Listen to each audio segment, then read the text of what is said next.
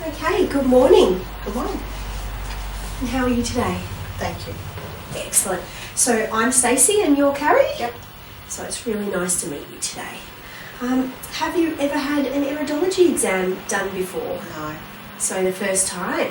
Wonderful. What are you hoping to achieve from having your exam done today? I think just to see what's there and see there's a few things that runs through my family that I'd like to see whether or not you can see it there and whether you can help. Oh, amazing. Okay. So today I'll perform an iridology exam on your eyes, and I'll do this to gain a better understanding of present potential and future health concerns that may be present in your eyes, and we'll be able to see the various body systems in there through your iris. And your iris is actually the coloured part of your eye, so we'll be looking at that today. I'm going to perform the exam today using a 5x magnifier. So it's just a magnifying glass which actually has this light on the back which will illuminate your eye, give me a way of seeing the structures and the fibres of your eye, if you'd like to have a little look at that. Now these tools, well this is a pen light, so quite similar, so it has the light, and we use this to side light. So so that's another little tool that I'll be using today with you. Now these won't hurt the eye in any way, but obviously if I hold it on there too long, or if it's a little too bright, just let me know, and we'll make sure that we don't do that. Okay, so the exam today is 100% non-invasive, but if you do feel uncomfortable at any stage, just let me know. It's not a diagnostic tool, so we can't diagnose any illness through what I see today in the eye, but we will be able to see perhaps the family genetics or things that may be of concern for you, that we may be able to nourish those points going forward to prevent things happening, so that could be really good too. Okay, now I have a consent form for you to sign today.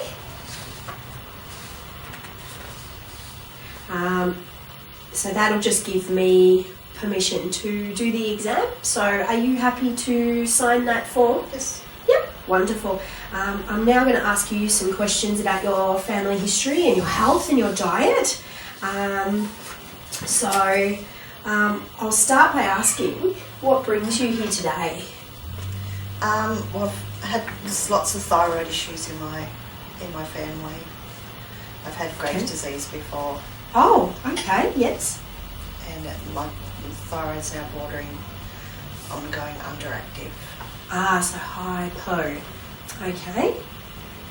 Alright, and so can you define the exact location in the body where that's happening? Well, the thyroid's here.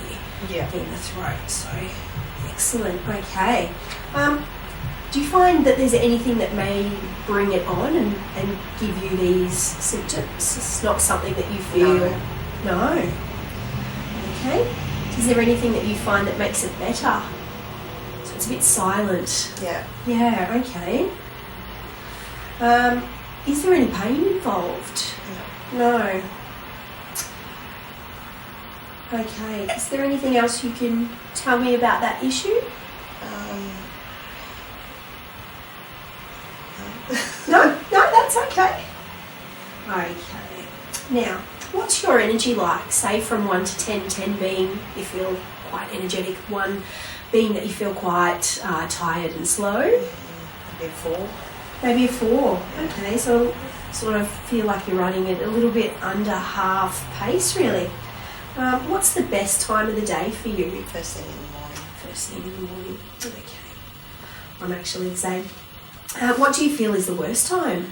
Coming out to probably about 4 o'clock in the afternoon, and then from there onwards. So yeah. All the way until you go to bed, Yeah. perhaps? Okay. Okay. And energetically, do you make it through the day okay? Depends on how much sleep I've had. Yeah. So, yeah. But I'm usually pretty exhausted come I'm an early to bed person, so Okay. I'm an early riser too. Yeah. How would you rate your stress levels out of 10? 10's the highest. Yep. I'd probably say about an 8. Oh, so you feel most of the time quite stressed. Okay. And what type of things stress you? Lots of things, life. The pressures. Yeah. Yeah. Okay.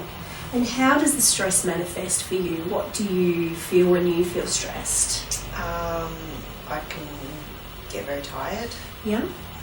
I have problems with my tummy.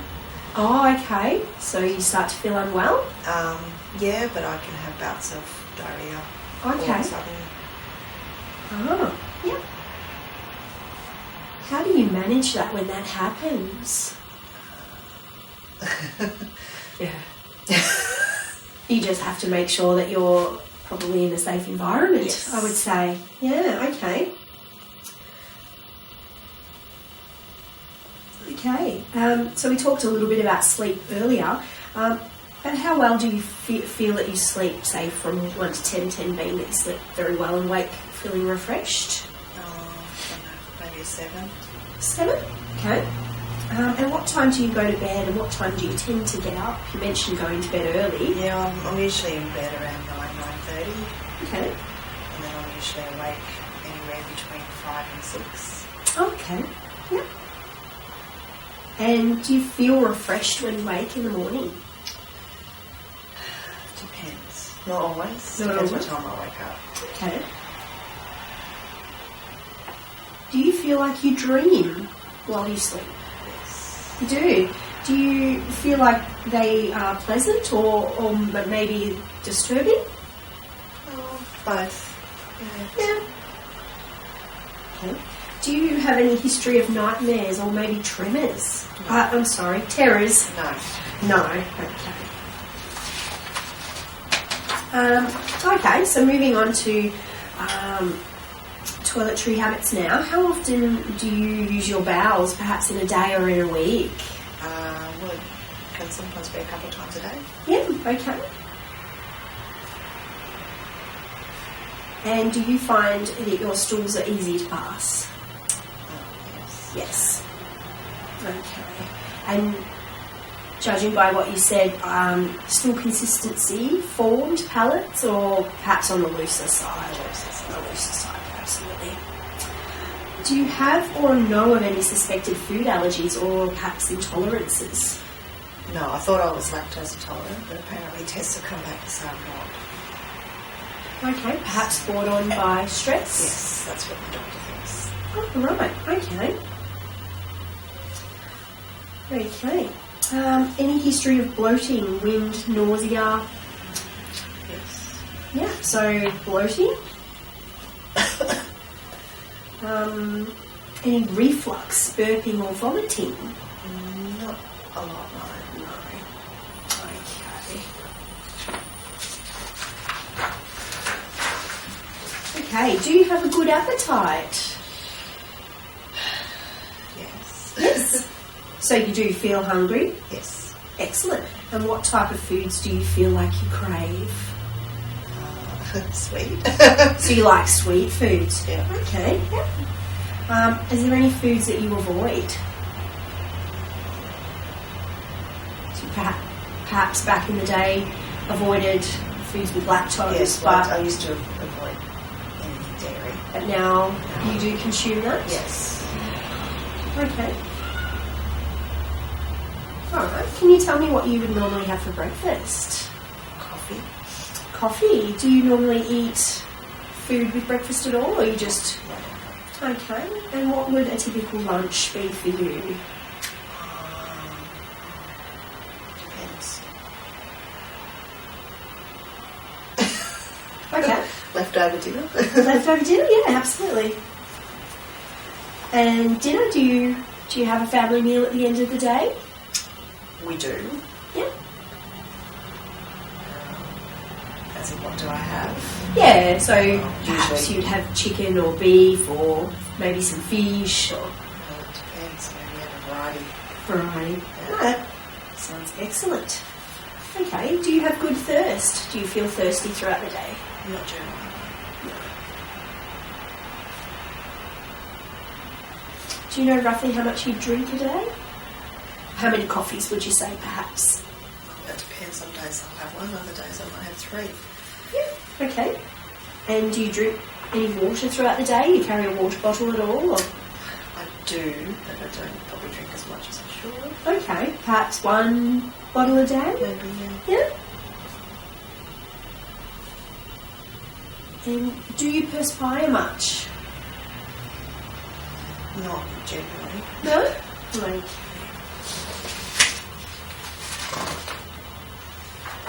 Have you any history of sinus or hay fever?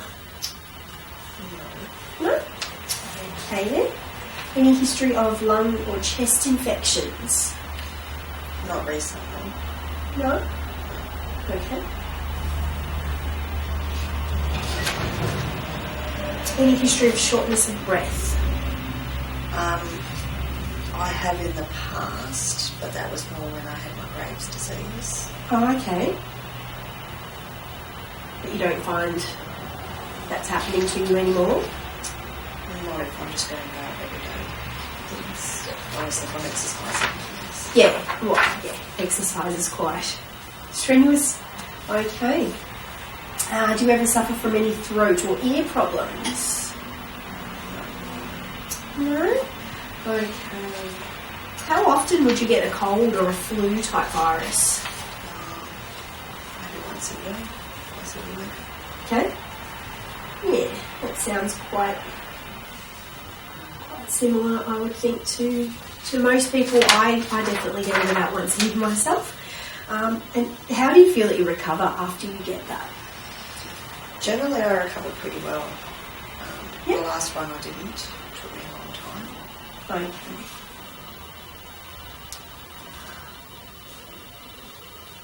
Is there a normal pattern when you have the flu? Is there a certain sort of way it presents for you? Perhaps start with a sore throat, or there's a bit of a pattern there, or do you just feel like you just don't feel that well? And Yeah, I mean, generally I tend to have headaches and sore throat, congested. okay. Do you suffer from any allergies? Allergic to penicillin. Penicillin. Wow. Okay. Okay. So, what would happen? What's the reaction if you have the penicillin? Hives. You get hives. Something to do with the skin. All right. And it said, do you have any autoimmune disease? So I had Graves' disease. Graves is an autoimmune, and yep. Okay. Does your skin ever get itchy, or do you come up in any wide hives or welts? So if you had penicillin, yes. Yeah, but sometimes if I use particular perfumes or deodorant, then yes, I can have reactions to them. Okay. And if you stopped using, They go away. so okay, goes away straight away if you stop using the product. Oh, yeah, I have to probably use a cream to help. Settle it down. Yeah. Okay. Do you ever experience hot flushes or heat surges throughout your day? No. Okay. And suffer from any skin conditions at all? No. Okay. Does your skin heal quickly if you injure it or cut it? Yeah. Yeah. Does it ever feel dry or oily? Dry, yes. Dry? Yeah. Do you think you scar easily? No, I wouldn't think so.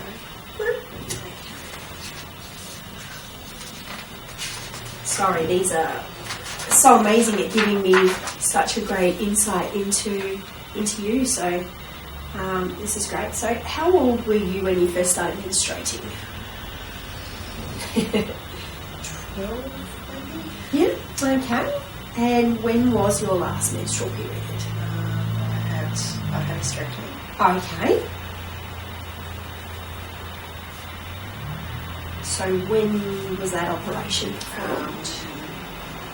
of November, end of October 2 years ago. 2015. So it's almost 2 years. Okay. And have you ever been diagnosed with thyroid issues? Yes, absolutely. Okay, so when did you get that first diagnosis for the thyroid issues? I was 24. Okay, so that's going back 24. Okay. All right. So, do you feel the cold? Yes. Yes. Do you ever experience fluid retention in your face or maybe under your eyes? No? Have you ever noticed your hair being dry or perhaps a little bit brittle? No. How easy is it for you to lose weight? Not easy at all. Okay. And dry skin. I think we touched upon that a few minutes ago. I feel like you have dry skin. Okay. Have you ever been diagnosed with any blood sugar issues, perhaps diabetes? No. So you never feel shaky on the inside at all? No. And you mentioned earlier about thirst, so you don't really ever feel really thirsty. Okay. Do you ever feel an energy slump after you eat a meal that's high in carbohydrates, perhaps pastas and breads, or big desserts, where afterwards you just feel very drained and lacking energy? Oh, okay. Do you ever experience night sweats? Okay. Almost there. How would you describe your moods?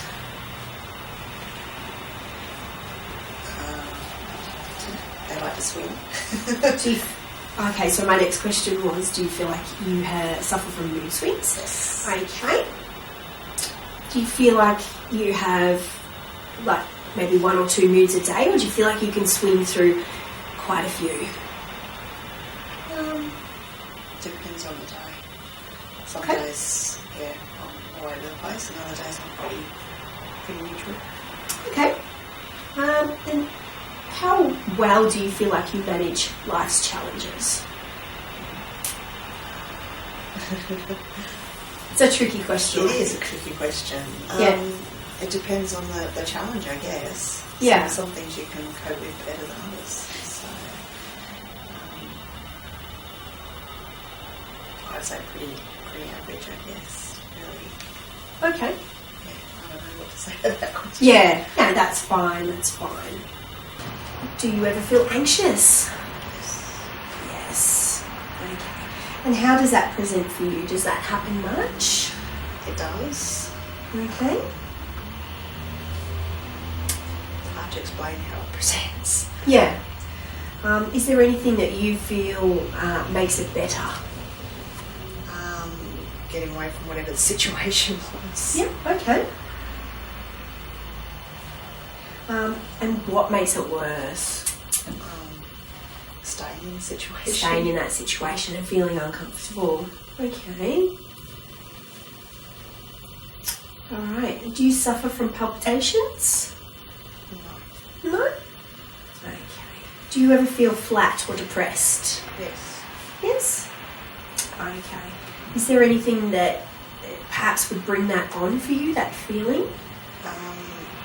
It depends. Sometimes it just comes on like a cloud settles on you. Okay. Other times it's, something might have happened in day-to-day life that's made me upset. Yeah. Okay. And so what makes that worse for you?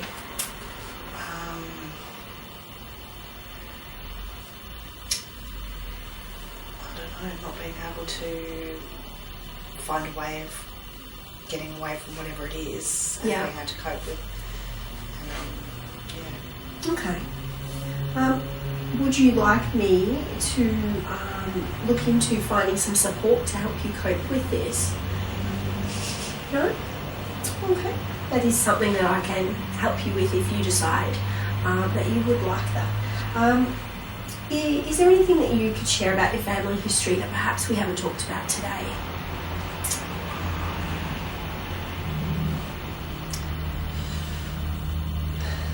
Autism is big in my family. Autism? Okay. And which family members have autism in your family? My daughters. 2 daughters? Well, I think 3, but anyway. Okay. Myself. Oh, okay. Are you diagnosed? Okay. And in my mum's side of the family, a lot of her brothers and sisters. Okay.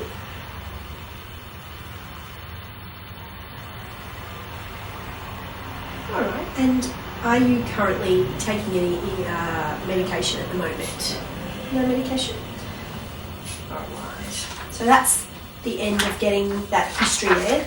There's lots of really interesting things there that we may be able to pick up in the eyes as well. Talking about your mother, the right eye is generally our father's family genetics, and our left eye is our mother's. So perhaps there might be something in that left eye that might indicate some of the things that we've talked about today.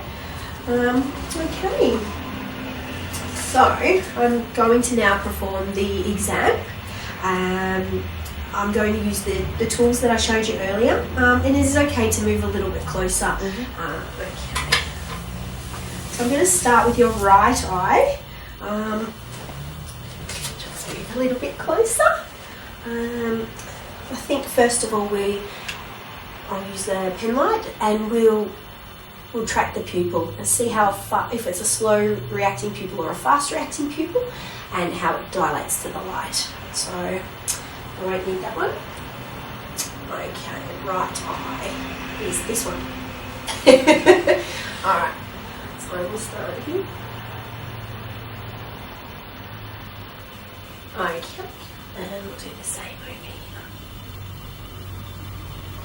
Okay, excellent. Okay, so first of all, I can see that you have a brown eyes, and they're called hematogenic. Now, their main nurture points are blood and digestion. So these might be things that we need to nourish in people with brown eyes, just to stop some of those things happening. So they suffer, or can suffer from, things like digestive issues, nervous stomach, intestinal gas, and constipation. So they're just things that we can see with the hematogenic eyes. Alright, I'm going to perform another exam now. I'm going to use my 5x magnifier, and I'm going to use my side light, and I'm going to look for some of the key structures in your eye. So I'm going to turn this on. Actually, I won't turn that one on. Turn this one on. I'm going to look at the side.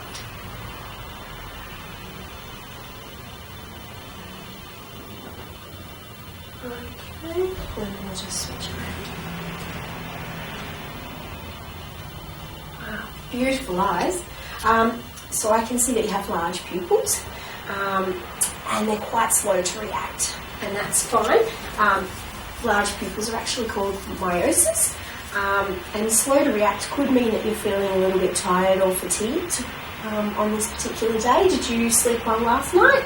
No. You didn't. So that might be why I can see the slow reaction time there. That would also correlate in with the hypothyroidism that you mentioned earlier. Can I ask, are you an introverted person or an extroverted person?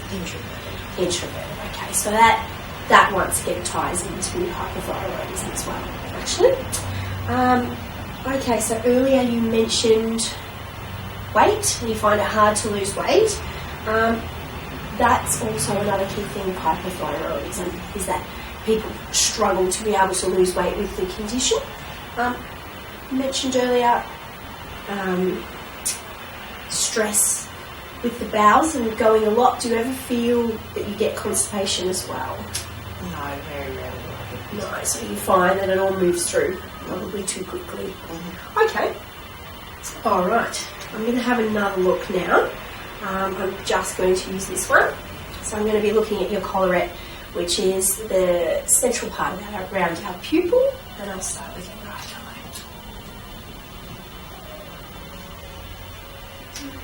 Sorry, I did forget to say to look there for me. Okay, so your collarette is balanced, which is terrific, and it's what we call a jagged collarette, and it's quite thick. And it's an indication that there may be some disturbances in the gastrointestinal tract, and maybe some fermentation and bloating there. And that all ties in again with diarrhea, spasms, colic, and those sorts of things that you mentioned, having that funny tummy and going to the toilet a lot. So we can actually see that a little bit there as well. I noticed some markings in the iris. I'm just going to have another closer look. I'm going to touch your chin. Is that okay? Okay. Wonderful. So I can see some markings in the iris that is called leaky gut sign. And what they are is they're a series of crypts around the inner edge of our pupil there, of the collarette. Now, that ties in again with the bowels. So flatulence, distension of the abdomen, could be some food allergies there. Okay. Can I ask, were you born naturally or was your birth a caesarean birth? Naturally. You were naturally, okay. What we sometimes find with the leaky gut sign is that it's more common in babies who were caesarean birth. So you don't fit that mould. Okay, I will do another look if that's okay. I'm going to be sort of looking for the structure of the eye now. Turn that on.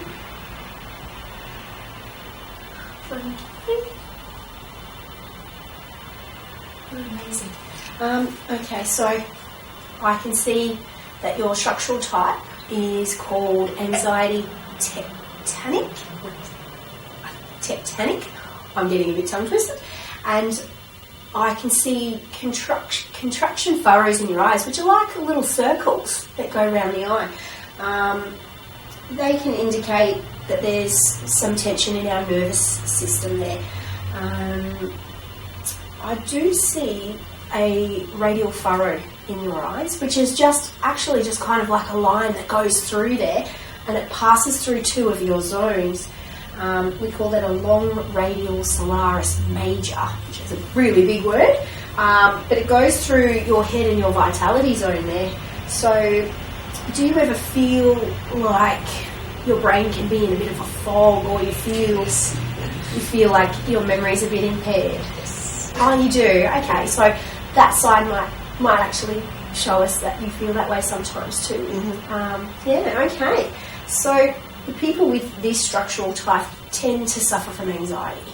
I have the same. So, we tend to find people with this this structural type get the anxiety.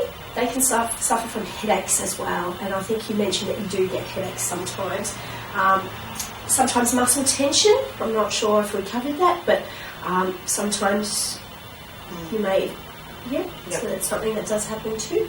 About grinding your teeth. Do you grind your teeth at all? No. Okay then. Okay, so the radii solaris that I just mentioned, the line that goes through the head and vitality zone, they actually sort of look like spokes on a wheel. So, yeah, it's quite interesting.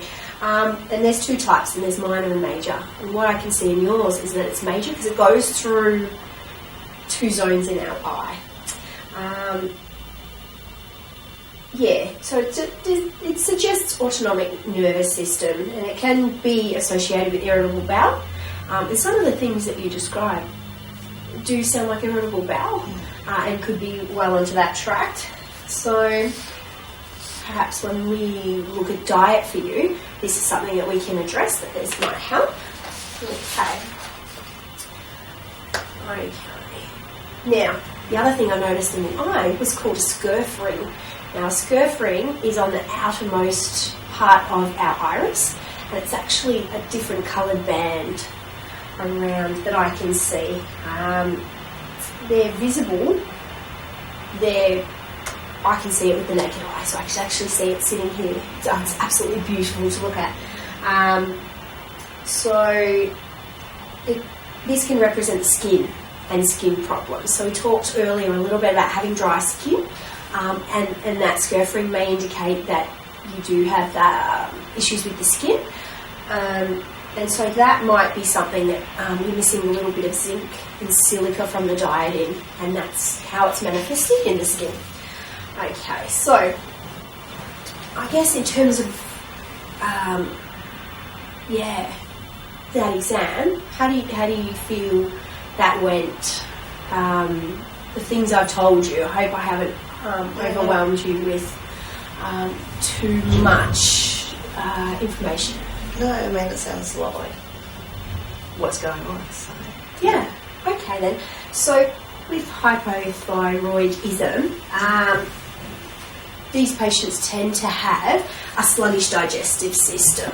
So the first thing that I probably would recommend is having smaller meals to increase your body's ability to digest.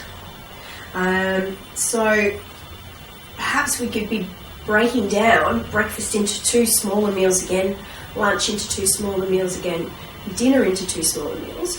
It probably means that you wouldn't need a traditional breakfast, lunch and dinner with 2 snacks in it, because each meal we would break down, so you'd be eating 6 times over the day, and that's something that you can look at to improve that digestive function. I think perhaps reducing carbohydrates down. Now, I'm not sure if you eat a lot of food that's very heavy in carbohydrates. That'd be something that you could pull back on a little bit to aid in that digestion process as well. Now, people with hypothyroidism tend to have an issue with goitrogens.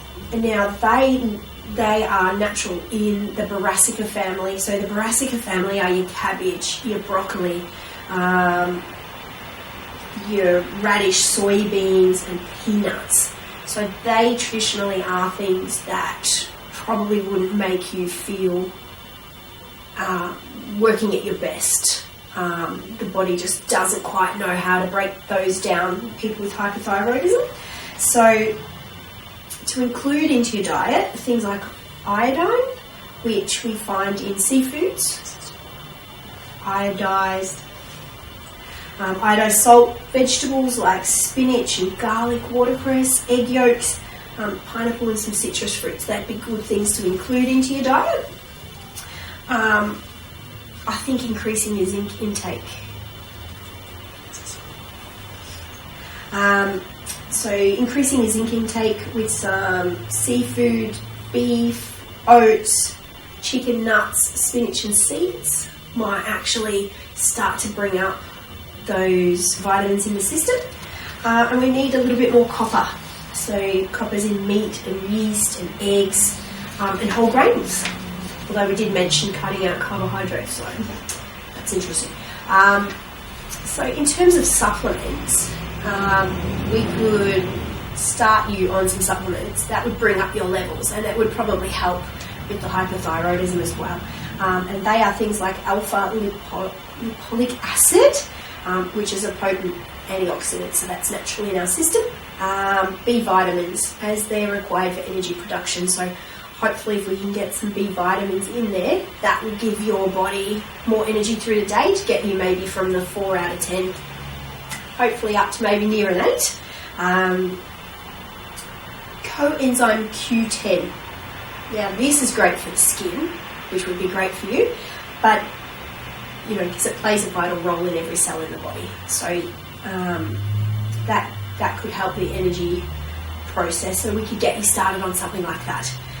Essential fatty acids, we find those in our fish, and that plays a big role in protection against disease. So that would be a really good one too.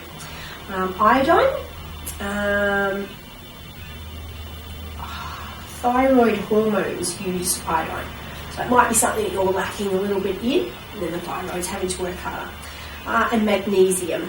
I definitely think supplementation with magnesium, as it is actually noted in hypothyroidism and in patients that they just can't transport it in the body very well. So it's something, if we can increase your levels and get the body working better. Generally, vitamins A, C, D and E would be good to look at as well. I'm not sure, but if I didn't mention zinc. Zinc is very, very important for normal thyroid function, so getting in some zinc is going to be really helpful as well. Okay, so just quickly, rough diet might sound a little bit different, but splitting the meals down into smaller ones would be really helpful. And things like, even for breakfast, steamed vegetables, things like carrots and zucchini, asparagus in the lentil dal, fresh squeeze of lemon juice over the top. It's really easily digestible, and it's a really high in protein, so give the really good energy boost to the start of your day. Things like salmon and brown rice and miso dressing for lunch. That's got lots of iodine, lots of protein and a complex carbohydrate, so your body take a long time to break that down so you have sustained energy. Things for dinner, using lots of green leafy vegetables, a beef chili with fresh herbs, a big side salad. You're going to get lots of zinc, lots of B vitamins and things like that. Snacks, probably fresh fruit. Probably won't need a lot of snacks if you do start to break down those meals a little bit. Feel like you'd be eating a lot if you did that. And then really important, adequate hydration. Probably feel that you don't quite have enough water, so maybe upping the water a little bit. Okay, so in terms of beverages, adequate hydration is going to be really, really important. That's going to help with the skin. It's also going to help with your energy levels as well. So there are other things you can do to spice up your water a little bit if you wanted. You could add some fresh lemon, fresh lime, cucumber, perhaps even if you like mint or you grow mint at home like I do. It goes really well in the water and it just breaks it up a little bit. Fresh vegetable juices would be another great way to get hydration as well. So celery juices, just an amazing thing. So experimenting with different juices could be another way of getting that hydration in. Now, I mentioned scurfrings earlier. Now, they are in relation to the skin, so the water. But there is another thing that you could do called skin brushing, dry skin brushing. So perhaps before you had a shower, dry brushing the skin just exfoliates, and it's going to help stimulate the skin and that gone blank circulation. And if you're increasing that water again, then that skin's gonna benefit from that as well. So yeah, that's what I've got. How do you feel? Is there anything there that you feel like that you may be able to make some small changes, or that you would want to actually adopt? Yeah, it's worth looking at and perhaps having a go. Yeah. Help me maybe lose some weight. Yeah, excellent. Okay, well, perhaps some gentle form of exercise might actually benefit in there as well. Joining a local gym maybe, and just starting really, really slowly. There'd be no need to jump right in, but just finding where you're comfortable, and just any little step forward would be so positive for your health. Mm-hmm. All right, well, it was lovely to meet you. Thank you so much for coming in. Thank you. Thank you. Good.